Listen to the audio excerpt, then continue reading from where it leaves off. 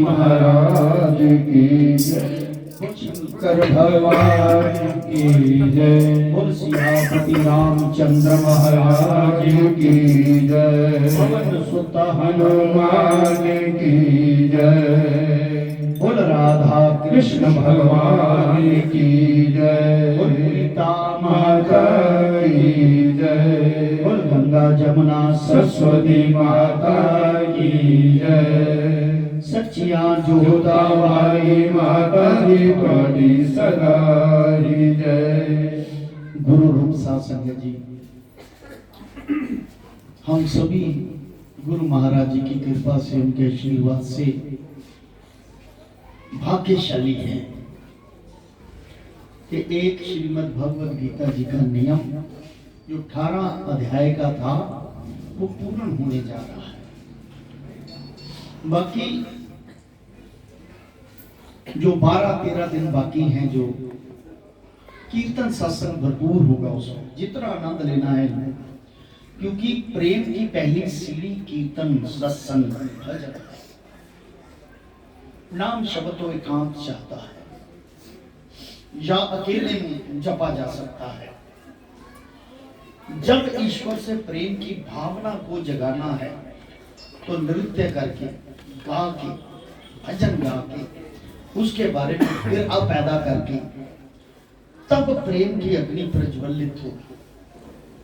ये जितने भी 18 अध्याय हैं, उनमें सारी बातों का निचोड़ जो है 18वें अध्याय में सभी का निचोड़ निकाल दिया है कि जितने तरह की भी आपकी श्रद्धा है, जितने तरह का तप है, जितने तरह का जप है, और जितने तरह का भी खान पीन है, जो भी है, ये सात्विक ही होना चाहिए। और जितने तरह की भी आप भक्ति कर रहे हैं, उनमें राजसी से परिवर्तित होने के लिए सात्विक भक्ति होनी चाहिए। हाँ, देखना सुनना में लगता है कि ये भक्ति है, पर भक्ति नहीं। भक्ति तो उसकी बिरहा में आंखों से आंसू निकल आए, इंसान पागल हो जाए, वो प्रेम है। और यकीन मानो उस प्रेम को ईश्वर संभालता है। अभी तो ईश्वर ने आप सबसे प्रेम किया है, तभी उनकी कृपा से आप सभी लोग हम मिलकर बैठे हुए हैं। उनकी कृपा दृष्टि है हम पर। जब हमारा प्रेम उनसे होगा तो अपने आप ज्ञान चक्षु खुल जाता है। मन और बुद्धि को कंट्रोल करके उसमें प्रेम की भावना प्रज्वलित करो, प्रेम करो, सबसे प्रेम करो, किसी से घृणा ना। जहां प्रेम की भाषा है वहां ईश्वर है, और उस प्रेम में त्रुटि नहीं फिर होनी चाहिए। यानी कि ऐसा नहीं लगना चाहिए कि फिर मैं माया की दुनिया में वापस आ रहा हूं। ऐसा प्रेम वो संभाल लेगा, आप चिंता ना करो। उसको पता है आपका जितना कर्म है, जितना लेन देन है, मैंने कैसे संभालना है, उसको पूरा कैसा करवाना है, वो सब जानता है कि मैंने कैसे करवाना है। अपने आप में मत सोचो कि मेरा लेन देन, बस उसको अपना आप समर्पित कर दो। हे ईश्वर, मैं आपका हूं, आपकी शरण में हूं, आगे आप जाओ, उसकी जिम्मेदारी दे बस, बाकी कुछ ना। उसको पता है सब इसका कैसे पूर्ण होगी, चीजें सब पता है, हमें कहने का कोई जरूरत नहीं, बस उसमें अपने प्रेम का भाव रख दो, इतना ही बहुत है। ये 18 अध्याय है पूर्ण के। सात्विक की श्रद्धा, तामसी बिल्कुल ना रखो। तामसी से तो आप राशि तक नहीं पहुंच पाएंगे। फिर और जो मतलब जूनी गिरती गिरती गिरती आत्मा पशु की योनि, फिर उसके बाद कीड़े मकोड़ों को। कामसी मनोवृत्ति तो बिल्कुल छोड़ देनी चाहिए। राशि होती है माया, सबकी होती है। जो कहता है मैं राशि से मुक्त हो गया हूं, वो झूठ बोल रहा है, पखंड है। राशि से मुक्त होना छोटी बात नहीं, इतना बड़ा ईश्वर का जाल, और हम खुद उसमें फंसे मन का फुरना फुरा के, तो एकदम कैसे निकल सकते। दोष तो रहते हैं, लेकिन दोष रहते हुए भी जो ईश्वर को अपना आप समर्पित करता है, उसका कल्याण है। वो शंकर भगवान है। आइए, 18वें अध्याय का महत्व बहुत जरूरी है, क्योंकि पूर्ण फल इसमें है। आखिरी श्लोक तो 13 तारीख को गुरु महाराज साहब को जीवन दान दें, उस दिन कंप्लीट करके पाठ का भोग पड़ेगा। तो आइए बड़े प्यार से गीता महात्म आज ये 18वें अध्याय का महात्म पढ़े। सियावर राम जय जय राम, सियावर राम जय जय राम, मेरे प्रभु राम जय जय राम, मेरे प्रभु राम जय जय राम, मेरे श्री राम जय जय राम, मेरे श्री राम जय जय राम, करो कल्याण सीताराम, करो कल्याण सीताराम। और सद्गुरुदेव महाराज की जय। आइए बड़े प्यार से ईश्वर आपको कृपा करे, आप पर सब पर पूर्ण रखे, आपको पूर्ण फल दे रखे। 18वें अध्याय का महत्व।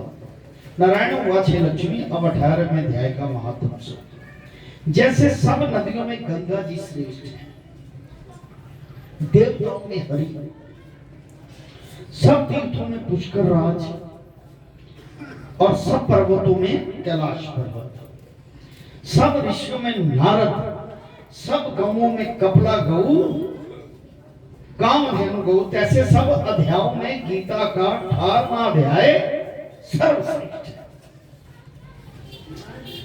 जिसका फल सुनो। सुमेरु पर्वत पर देवलोक में इंद्र अपनी सभा लगाए बैठा, उर्वशी नृत्य कर रही है। तो उधर जो होती है ना, वो क्या नाम है उनका, अप्सरा, उर्वशी, मेनका, बहुत नाम है, सिर्फ एक दो नाम नहीं, तारा, बहुत नाम है। इंद्र अपनी सभा लगाए बैठा था, उर्वशी नृत्य किया करता, बड़ी प्रसन्नता में बैठे। इतने में एक चतुर्भुजी रूपधारी पार्थ बोले, चतुर्भुजी रूप धारण करके कोई शख्स आ, नारायण का रूप होता है चतुर्भुजी को। इंद्र को सब देवता के सामने कहा, तू उठ, इसको बैठने। अब जिस शख्स की हजारों साल तपस्या हो, उसको कोई कह दे उठ, इसको बैठने दे, कितनी बड़ी बात है। यह सुनकर इंद्र ने प्रणाम किया, उसने तेजस्वी को बिठा दिया, अपने आसन पे बिठा दिया। इंद्र ने अपने गुरु बृहस्पति जी से पूछा, गुरु जी आप दीर्घायुष्मान, देखो इसने कौन सा पुण्य किया जिससे ये इंद्र आसन का अधिकारी हुआ। मेरे जानने में इसने कोई पुण्य व्रत यज्ञदान नहीं किया, विशेष ठाकुर जी का मंदिर कोई नहीं बनाया, तालाब और कूप नहीं लगाया, ना कोई तालाब बनवाया, ना कुआं लगाया, किसी को अभेदान नहीं दिया। बृहस्पति जी ने कहा, चलो नारायण जी से पूछते। तब राजा बृहस्पति, ब्रह्मादिक सब देवता नारायण जी के पास, वो शंकर भगवान जाकर दंडवत प्रणाम करी, प्रार्थना पूर्वक कहा, हे स्वामी दास, सहायक भक्त रक्षक आपके 4 पार्षदों ने एक चतुर्भुज तेजस्वी स्वरूप को लाकर मुझको इंद्र आसन से हटाकर उसको बिठा दिया। ऐसा किया, मैं नहीं जानता उसने कौन पुण्य किया है। मैंने कई अश्वमेध यज्ञ किए हैं, तब जाके इंद्र आसन का अधिकारी हुआ हूं। इसने एक भी यज्ञ नहीं किया, यह मुझे बड़ा आश्चर्य है। नारायण जी ने कहा, हे राजेंद्र, तू मत डर, अपना राज्य कर। श्री गीता जी के 18वें अध्याय का ये शख्स पाठ किया करता था, इसने बड़ा उत्तम पुण्य किया। ये इसका नित्य नियम था कि 18वें अध्याय का पाठ। अब 18वें अध्याय का रोज पाठ करना, और तब तक आदमी हट ना छोड़े जब तक आस में पूरी हो। वो शंकर भगवान ने नित्य किया, पता नहीं कितने साल हो गए उसको करते, गीता जी के 18वें अध्याय। उसकी ये उम्मीद थी, उसके मन में भोगों की तृष्णा थी कि मैं इंद्र का भोग भोगूं, इंद्र देव। जब इसने देह छोड़ी तो मैंने आज्ञा करी, हे पार्षदों, जो इसके मन में ख्वाहिश रहेगी। देखो इससे एक सबक है कि प्रभु जानता है हमारे अंदर क्या ख्वाहिश है। आप सिर्फ प्रेम भाव से उसको अपने आप को समर्पित करें, वो पूर्ण करेगा। ऐसी कोई बात नहीं, चाहे कोई भी विधि अपनाए वो पूर्ण करेगा। उसके मन में भोगों की तृष्णा रहेगी। जब इसने देह छोड़ी तब मैंने आज्ञा करी, है पार्षदों, तुम इसको पहले जाकर इंद्र लोक भोगाओ। जब इसका मनोरथ पूरा हो जाए तो मेरे सायुज्य मुक्ति को पहुंचे। यानी कि ईश्वर को मानने वाले, उसका सत्संग कीर्तन भजन करने वाले ईश्वर को प्राप्त होते हैं। प्राप्त तभी होंगे जब मन की उनकी ख्वाहिश पूरी हो जाएगी। उसको करनी पड़ेगी चाहे कुछ भी हो। तुम जाकर भोगों की सामग्री इकट्ठी कर दो। और कहा इंद्र लोक के सुख भोगो। कुछ काल इंद्रापुरी के सुख भोगकर फिर भगवान जी की कृपा से सायुज्य मुक्ति देकर वैकुंठ का अधिकारी किया उसे। नारायण जी कहते हैं लक्ष्मी, शिव जी कहे हैं हे पार्वती, ये 18वें अध्याय का महात्म। नारायण जी कथा सुना रहे माता लक्ष्मी जी को और भगवान शंकर जी सुना रहे थे माता पार्वती। कहते जी 18वें अध्याय का महात्म है। श्री पद्म पुराणे सतीश्वर संवादे उत्तराखंड गीता महात्म नाम अष्टदशोध्याय संपूर्ण। ओम ओम। हे सद्गुरुदेव महाराज, इतनी श्रद्धा से आपके भक्त आपके नियम को अच्छी तरह से पालन करते हुए आपकी शरण में बैठे। सभी के ऊपर ऐसी कृपा करना, सभी की मनोकामना पूर्ण करके इनको अपनी शरण में। बोल सद्गुरुदेव महाराज की, बोल शंकर भगवान की।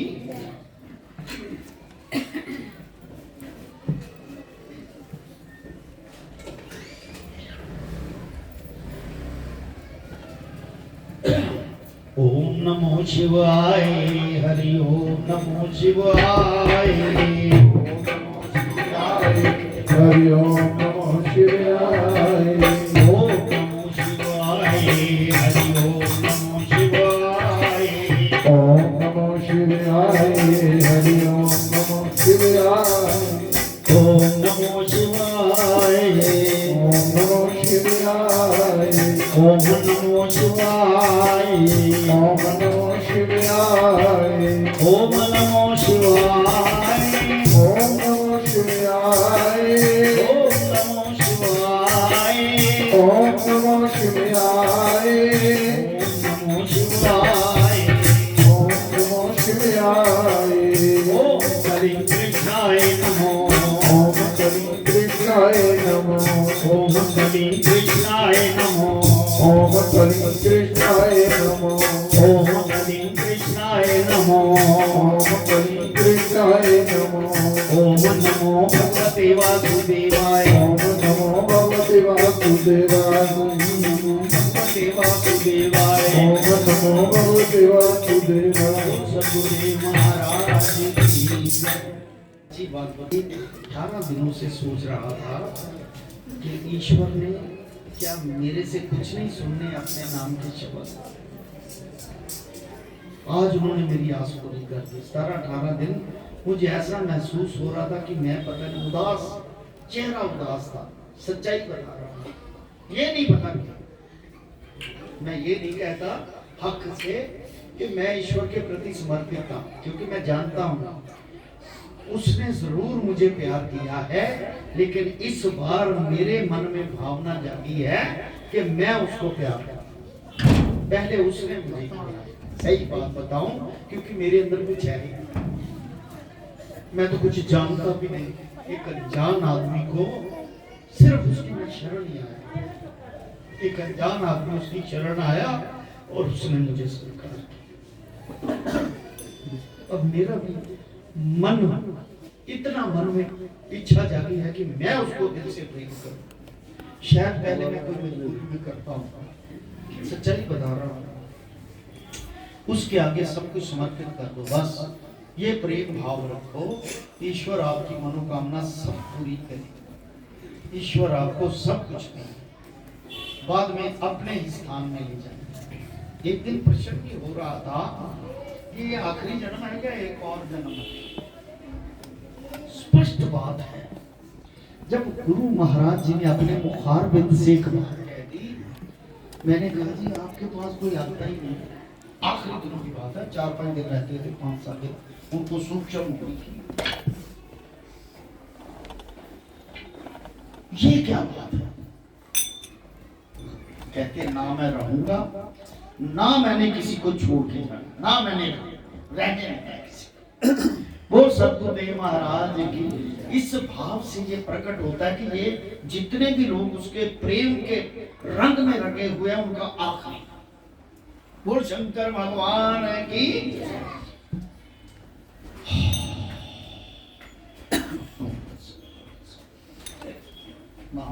आज की जय।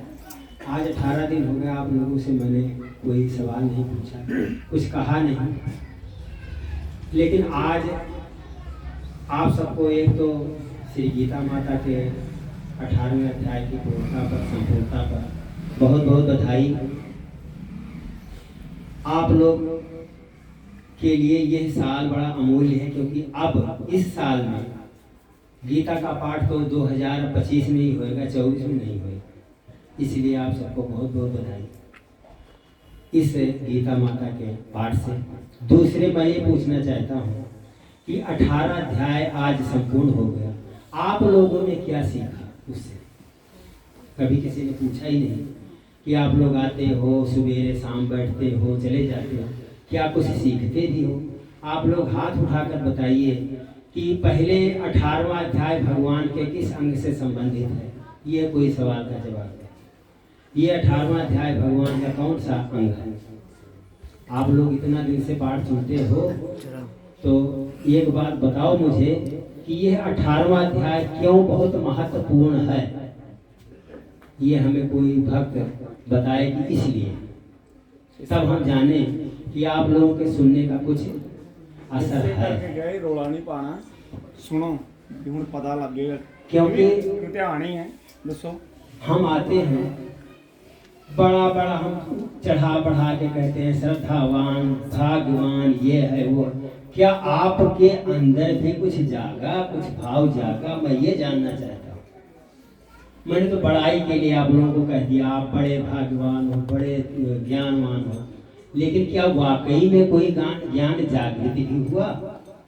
ये 18वां अध्याय किस भगवान के, किस श्री विग्रह के अंगों से संबंधित है, ये बताइए। महत्वपूर्ण क्यों है? क्योंकि ये श्री भगवान के, भगवान ने खुद ही अपने मुखारबिंद से कहा है कि 18वां अध्याय मेरा चरण है। और ब्रह्म कहाँ पर झुकता है? चरण में, तभी उसकी मुक्ति होती है। बोलो श्री गुरुदेव महाराज की जय। कोई कितना भी बड़ा होवे, कितना भी ज्ञानवान होवे, लेकिन जब वो किसी के चरण में गिरता है तो उसका कल्याण हो जाता है। इसलिए बहुत महत्वपूर्ण है, क्योंकि भगवान के चरणों में, गुरु महाराज के चरणों में नतमस्तक होने से ही हमारा कल्याण। दूसरी बात, हर 18 अध्याय में इसी बात पर जोर दिया गया है कि जात पात पूछे नहीं कोई, हरि को भजे सो हरिसा होई। मतलब भगवान राम पार ब्रह्म परमेश्वर एक भिलनी के घर में जाकर जूठे बैर खाए, प्रेम के खाते। उन्होंने अगर जात पात देखी होती, हमारे धर्म को गुमराह किया है लोगों ने, क्योंकि यहाँ जात पात है, सनातन धर्म में ये है जी, वो है जी, फलाना है, ढींगड़ा है जी, ऐसे ऐसे कहके लोगों को गुमराह किया है और बांटा हुआ है। ना कि हमारे धर्म में, सनातन धर्म से बड़ा कोई ना धर्म था, ना है, ना होगा, और इसके समान समानता भी नहीं होगी किसी में। भगवान शिव के दरबार में हमेशा 4 दरवाजे होते हैं, उसका मतलब है कि चारों वर्णों से संबंधित लोग यहाँ आकर पूजा कर सकते हैं, तो फिर कहाँ पर ये छुआछूत का भेदभाव है।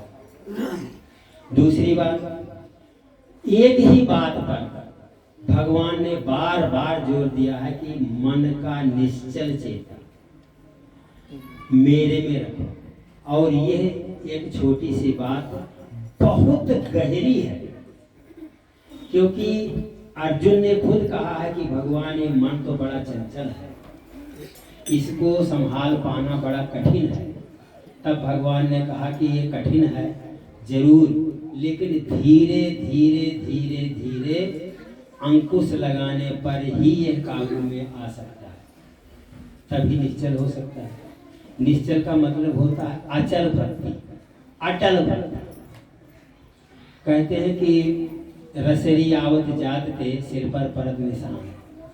कुएं की जगत पर बाल्टी रखने से वो जो घड़ा कितना नरम होता है, और जगत जो कुएं की जगत है यानी चारों तरफ को जो बांधा जाता है, ऊपर आधार बनाया जाता है, उसे जगत बोलते हैं हिंदी में। अब पंजाबी में क्या कहते हैं नहीं पता। एक घड़े को रखने से वो कोमल घड़े के स्पर्श से बार बार वहां पर जो है डूंगा हो जाता है और निशान पड़ जाता है। यानी कि करत करत अभ्यास के जड़मति होत सुजान। अगर अभ्यास करना शुरू कर दे तो अगर जड़ बुद्धि भी है तो वो भी कहते हैं सुजान बन सकता है, यानी पढ़ा समझदार हो सकता है। रसरी आवत जात के सिर पर परत निशान। एक सिर पर आप रस्सी जो है रगड़ डालो तो उस पर भी निशान पड़ जाता है, जबकि कहाँ पत्थर। दुनिया में भक्तजनों सबसे सख्त अगर कुछ है तो वो पत्थर से उपमा दी गई है। पत्थर से सख्त कुछ नहीं है, तभी लोग कहते हैं पत्थर दिल इंसान है। इससे बड़ा सख्त और दुनिया में कुछ नहीं है, ये ध्यान रखना। तो मेरा कहने का मतलब ये है कि निश्चल चेता तभी हो सकता है जब सारा काम करते हुए भी भगवान से स्नेह जुड़े। और भगवान से स्नेह तब जुड़ेगा जब हम सात्विकी धर्म अपनाएं। सात्विकी का मतलब है सत्य बोलना, सत्य की राह पर चलना। तो ये बड़ा ही कठिन है इस कलयुग, क्योंकि हम लोग झूठ को अपने शरीर में ऐसा लपेट लिया है कि इसके बगैर सांस लेना भी मुश्किल है। इतना लपेट लिया है, अपने आप को इतना गिरा लिया है कि झूठ बोलने के बगैर कोई चारा ही नहीं है। सारा दिन में आप अंदाजा लगाओ तो मेरा ख्याल है कि 100 में से 90 बातें झूठी बोलते हैं और 10 बात भी कोई बिरला होगा जो सही बोलता है। ऐसा मैंने जो तथ्य निकाला है। कहने का मतलब है कि निश्चल चेता तब होगा जब हम सात्विकी नियम को अपनाएंगे, और वो नियम तभी अपनाया जाएगा जब अपने आप को हम कंट्रोल करेंगे। तब जाके हमारा हृदय सरल होगा। जब सरल होगा तब भगवान को पाने की, उनकी भक्ति को पाने में आसानी होगी।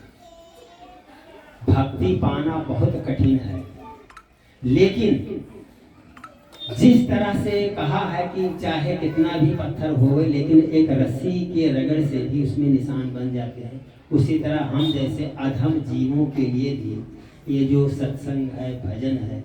लेकिन उसमें एक बात मैं बताना चाहता हूँ कि सत्संग और भजन करते समय अपने उन प्रभु का ध्यान अपने हृदय में धरकर किया जाता है, तब ज्यादा फलित होता है। सिर्फ हम ज्यादा बढ़िया बोल लेते हैं, हमारा गला बहुत अच्छा चल रहा है, लोगों से बढ़िया गीत मैं बोल लेता हूँ, इस घमंड में बोलने का कोई अर्थ नहीं है। हम उन परमात्मा के विषय में सोचकर, उनके बारे में उनको सन्मुख रखकर अपने हृदय में बैठाकर अगर उस भजन को बोले तब उसका फल बड़ा उत्तम होता है। कहने का मतलब है कि मंत्र का मतलब होता है कि मन, तन, धन, तीन जो है मन त्रय, उनको आप उसमें विलीन होकर कहें, उसे मंत्र बोला जाता है, मंत्र कहा जाता है, जिससे फायदा होता है। भक्तजनों, मेरा आज आप लोगों से यही निवेदन है कि जो बात सुने उसे घर में जाकर गुने और उस पर चलने की कोशिश करें। चलना है तो बड़ा कठिन, तलवार की धार है, तलवार पर चलना तो आप लोग जानते हो पैर कट जाता है। और ये जो 5 हमारी ज्ञान इंद्रियां और कर्म इंद्रियां हैं, इनको बस में कर पाना बड़ा कठिन है। बड़े बड़े ऋषि मुनि, दुर्वासा ऋषि भी नहीं कर पाए, क्योंकि काम, क्रोध, लोभ, मोह, अहंकार जो है ना, पहले नंबर पर काम है, दूसरे नंबर पर क्रोध है। क्रोध पर विजय पाना बड़ा कठिन है, इस पर अंकुश लगाया जा सकता है। सो इन चीजों पर धीरे धीरे अंकुश लगाकर ही हम बेड़ा पार कर सकते हैं। सो गुरु महाराज की इतनी बड़ी कृपा है, क्योंकि कि हमारे ये जो सज्जन हैं, ये इस वाणी को सुन सुन के उस पर ध्यान धर के उस पर कुछ चलने की कोशिश करके, क्योंकि 100% तो चला नहीं जा सकता इस कलयुग में, लेकिन अगर 10% भी हम लोग उस पर चल पाए, अमल कर पाए, तो हम समझते हैं कि गुरु महाराज का हमारे ऊपर बड़ी कृपा होगी। सो मेरा कहने का मतलब है, आप लोग आए, आज 18 दिन हो गया कथा सुनते। इस बात को, मेरा कहने का मतलब यह है, घर में जाकर आप चुगली ना करें, कोई झगड़ा ना करें, अपने बहन भाई, जेठ, ससुर, जेठानी से लड़ाई ना करें, और ये ध्यान करें कि मैं आज क्या सुना और उस पर हम कितना अमल कर सकते हैं, अमल करने की कोशिश करें। सो इसी बात में हमारा कल्याण है। आज मैंने इसलिए आप लोगों का 5 मिनट लिया, क्योंकि सवेरे आज भगवान का जो है ये गीता माता का पाठ संपन्न हुआ। सवेरे श्री गुरु महाराज की कृपा से प्रयागराज जाएंगे, तो 6 तारीख को आप सबके दर्शन करेंगे। इसलिए जाने अनजाने नाना प्रकार की त्रुटियां हो जाना संभव है। सो हमारे इस अपराध को क्षमा करें, और आप लोग वास्तव में बहुत क्षमावान हैं, क्योंकि इस बात का तो मैं तारीफ करता हूँ, हमारी कोई भी बहन, बेटी, भाई आज तक मेरी बातों का विरोध नहीं किया। इस बात के लिए आप सबको मैं बड़ा धन्यवाद करता हूँ, और अपने आप को कोशिश करता हूँ कि कोई ऐसा अपशब्द मुँह से न निकले जो किसी के हृदय को दुखी करे, लेकिन फिर भी निकल ही जाता है। तो इसके लिए क्षमा। जय श्री राम। और सतगुरुदेव महाराज की, हमारे प्रकांड पंडित जी तिवारी जी, उन्होंने पूर्ण आहुति डाली, बहुत ही अच्छा किया। हम सब वैसे तो कुछ भी नहीं जानते, हम तो केवल ईश्वर की शरण में हैं। फिर भी पंडित जी एक बात की, ईश्वर कृपा से, सतगुरु की रहमत से एक बात बढ़ोतरी करनी चाहता हूँ। आपने पहला प्रश्न किया था कि 18वां कौन सा अंग है अध्याय। इस बात में थोड़ा सा और आगे बढ़ना चाहता हूँ गुरु के पास, क्योंकि हमारे पास ज्ञान नहीं, लेकिन उनके आशीर्वाद से रहमत जरूर है, ज्ञान नहीं है, सच्ची बात। 18 के 18 अध्याय ध्यान से सुनना जरा। ये आपके अंदर जो आत्मा बसी है, ये ब्रह्म जो है वो है। जैसे पहला अध्याय सिर, दूसरा मुख, तीसरा बाजू, चौथा छाती, 5वां पेट, ऐसे 18 अध्याय। जैसे बच्चा गर्भ में आके जन्म लेता है, पहले सर निकालता है, फिर मुख निकालता है, फिर बाजू निकालता है, फिर छाती, फिर पेट, ऐसे पैर लास्ट में। ये वही ब्रह्म आत्मा जो है, श्रीमद् भगवत गीता जी, उसी का ही साक्षात स्वरूप है। बस इतना ही कहूंगा गुरु कृपा से। बोल सतगुरुदेव महाराज की। आइए महामंत्र।